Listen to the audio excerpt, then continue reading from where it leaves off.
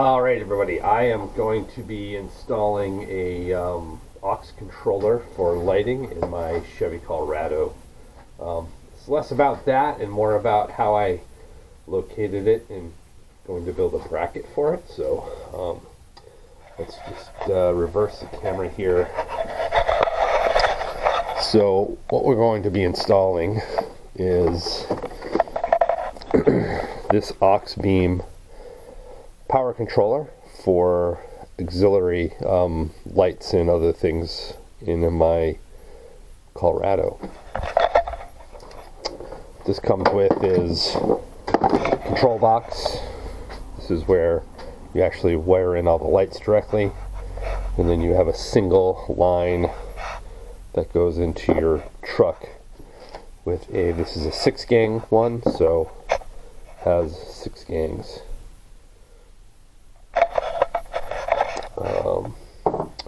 Let's see here. So the trick is where to locate that, right?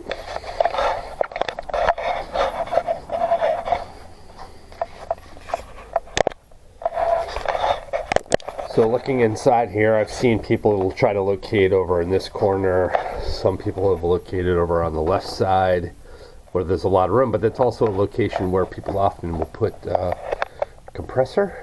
There's also some space up here, but there's also a location where they put a controller for a possible winch. Not that I'm going to put one in, but it's like, where else is there a spot? Another spot that I saw that made sense was right above the battery. However, I did want to make it so it would come out easily if the battery had to be replaced. So, gonna have to make a bracket for that, and we'll show some video of that in a second. First, you got to get to the metal and do some of the measurements, and so you need to remove this trim piece. Everybody knows these things just pop out. It's good to have a trim tool like that, so then you can just pull this out. And here you can see that there's actually a lot of space behind there for whatever, if you're running lights up from the front of your hood there or wherever, down from below to get to the aux switch. It's close to the battery. The switch can attach to the battery in the fuse box, so it's actually a pretty good location. All right, so I need to make a bracket for the Auxbeam switch controller for my ZR2, and found a spot to put it, but I need to bend up a bracket. So let's see what we got going on here. So I drew up a bracket on CAD and printed it on the sheet just for some reference, realizing it's not exactly to scale, but I have the measurements on here. And then a piece of sheet metal. Should be thick enough and enough once I bend it to be stiff. It might move a little bit. If not, I can always just use a little bit thicker gauge. And want to mark where I'm going to drill my holes. So first thing is I need to cut this to size. So I'm going to mark it up with the overall dimensions and then scribe it on there. And we are going to go over to the shear here at the Tech Valley Center of Gravity to cut it.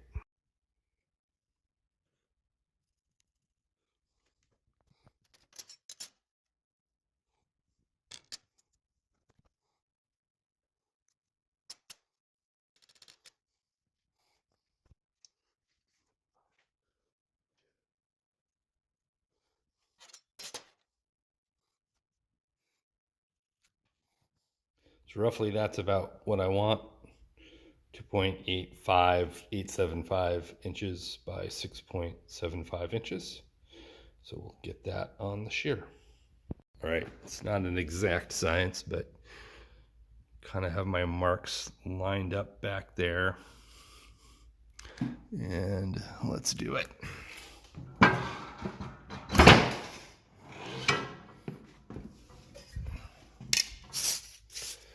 My scrap, here's the piece I want. So let's do the other.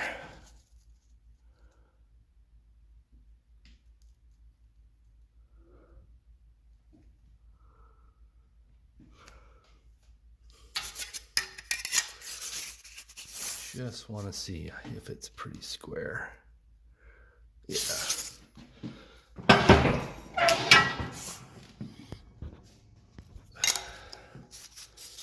there we go. This is what I'm going to bend up. Now the next step is I need to locate those holes, put a punch mark so I can drill them out, I guess, since I don't have a way right now to punch those out. All right, we got one marked up, center points punched. Next will be to go to the drill press and drill them. All right, here's our first one. Hopefully it'll work out. Holes are pretty good. Could be a little better, but I think that'll work just fine. Next thing to do is to just kind of mark those bend line marks. It's going to be a 40 or 90 degree angle in two different directions, pretty much creating a chair pattern. So Z pattern, I guess. See how that works out. We will be using the brake to do that. All right, I would have liked to show you that, but needed my hands. But here we go. It is bent pretty close to 90 degrees, but it'll work. So that's going to sit in the vehicle roughly like that with the aux controller attached to where my hand is at. So now I just need to clean it up and get ready to paint it. All right, we're getting ready to paint. First thing I'm going to do is I take a brush over this, get off all the deburring and things, but we all know metal, steel does have oils on it, so I'm taking some rubbing alcohol and just going to clean this off, get this prepped to do primer. I'll do a couple coats of primer, and then I'll do a couple coats of black. I don't know if what I have is flat black or glossy black. We'll find out. And we'll go from there.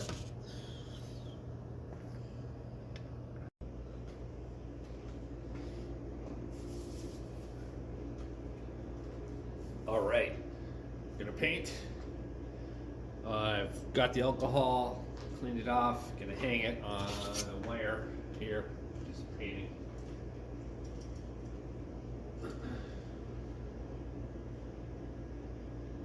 My basement isn't really the cleanest, but I cleaned it up enough. It'll be fine. So first, just some primer.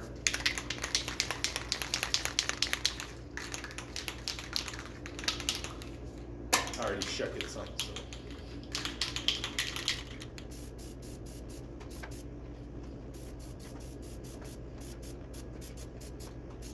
Right, we'll let that sit for today.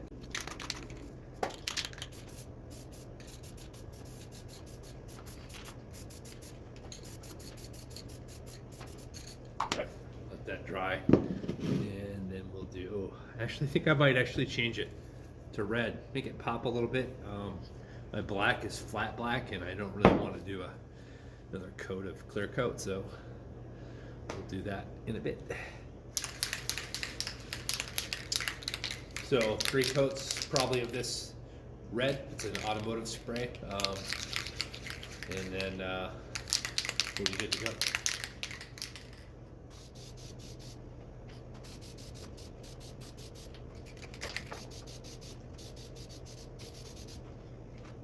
So I really do a light coat. You can really see the primer below it. And I'm just going to stop there, let it dry a little bit, do another coat, just so I don't want any dripping to happen. So turned out pretty good, I'd say.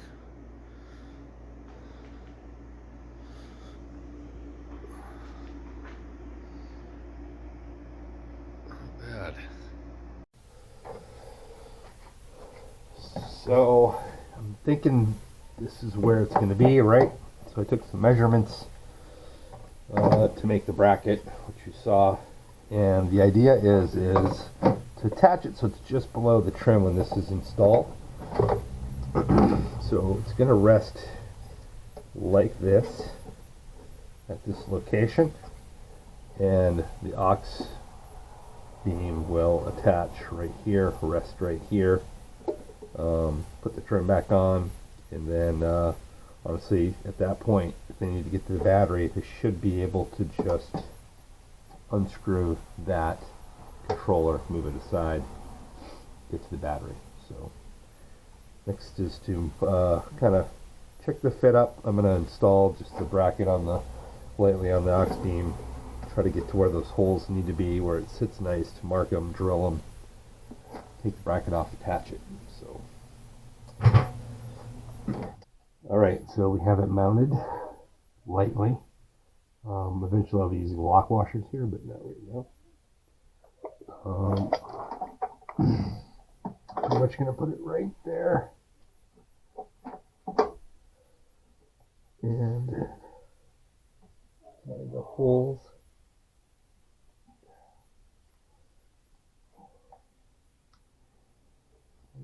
Mark those spots. Roughly, I think I have about ½ inch play on this bracket, so we got 2 spots. I'll just measure it, double check, drill it, and then attach it.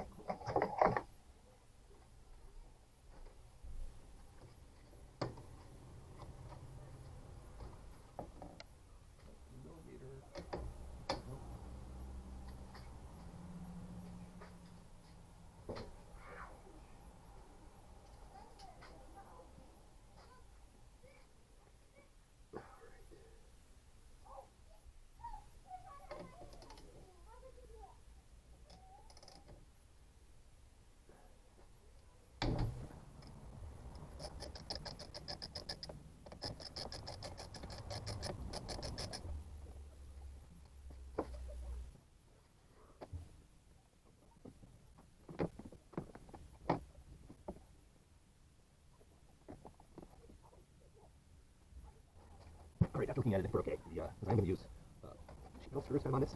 So as long as I get through with that one spot, just above it, we should be okay.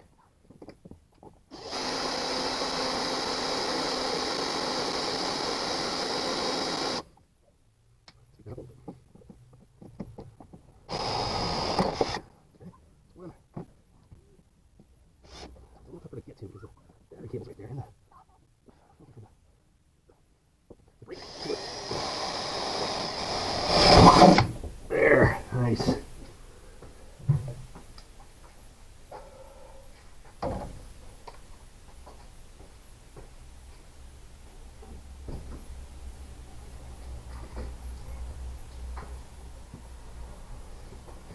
Now, the question is are my sheet metal screws I have too small? Which very well could be the case, so might have to make a trip to the hardware store.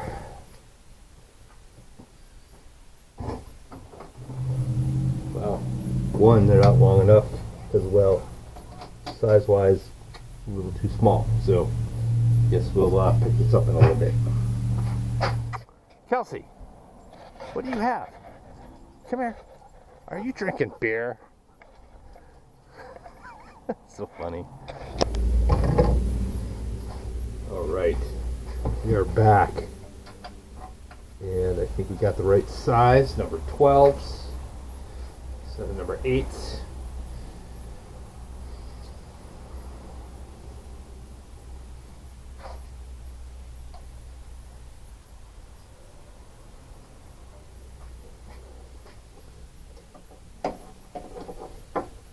Oh, of course I need to take my battery cable off again. Right. I will also be putting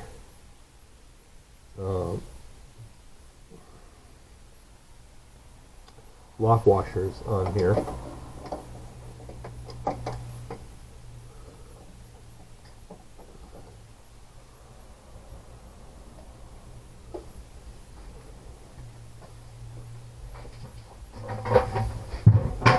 Get my Home Depot stool. 5-gallon bucket.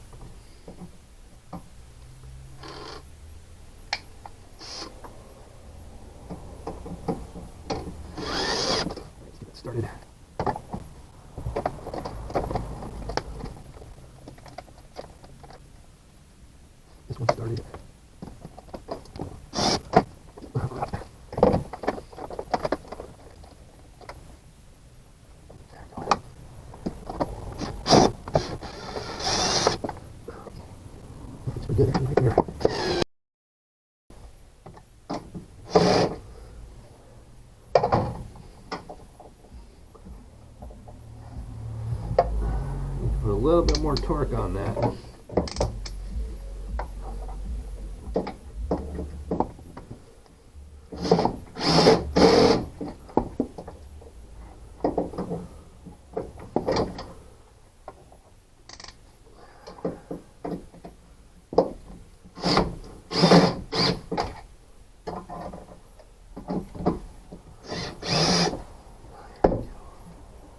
Nice.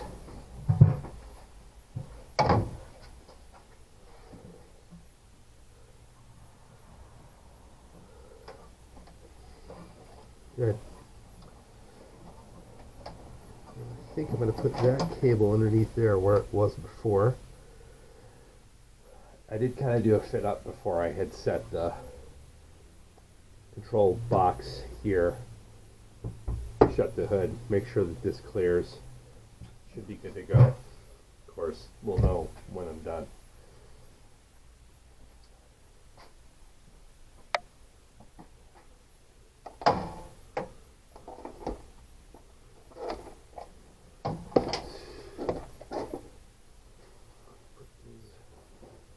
Side. Oh no. Inevitably, this is what happens.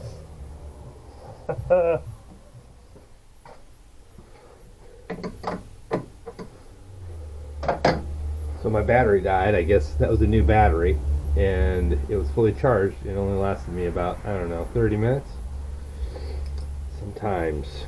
So anyway, I have it mounted in here loosely. It looks pretty good. So this is Auxbeam. Obviously, it's you know, pretty reasonably priced for entry. I know there's Auxbeam and Nilight are kind of popular for the lower budget budget lighting applications, and I'm going to do a little bit of lighting on this. But I believe Nilight now does have a switch controller like this, and it looks identical.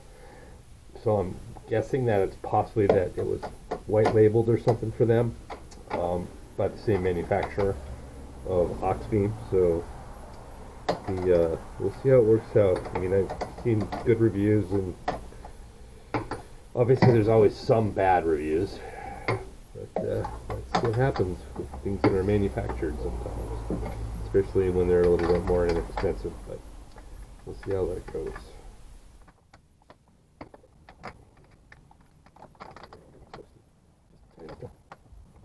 Washer flat.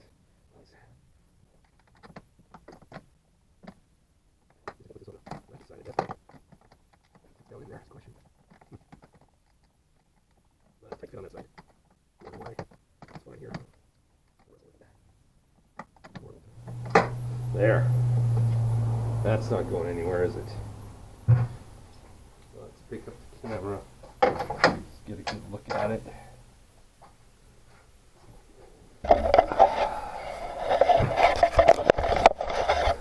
So here we go. Attached underneath, right there. It's pretty thin gauge steel. Could even do aluminum, I'm sure. So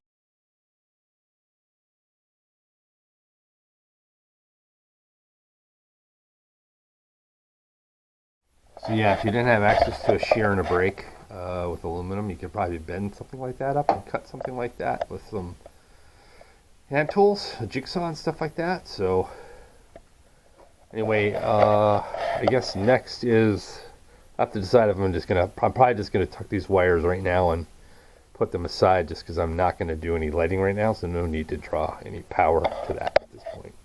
There. It gets, you can't see back there, but it literally just goes right alongside that.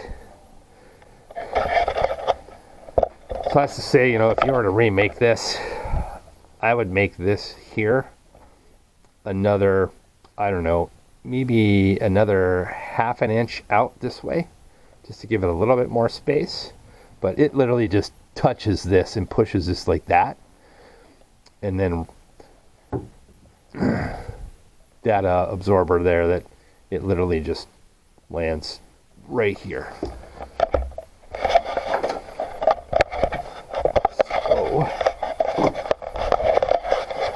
just see what we get. Oh, now I'm not getting latched.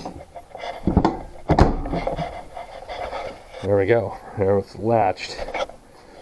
Let's pop it back open.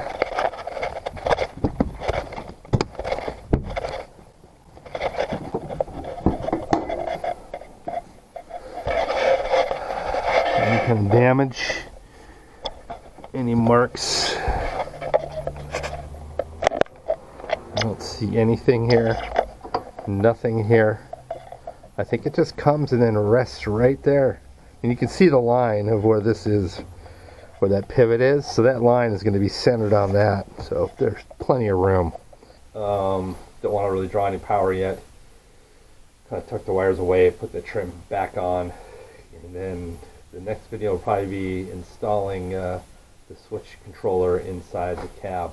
So, and also power to the unit. So see you later. Thanks everybody.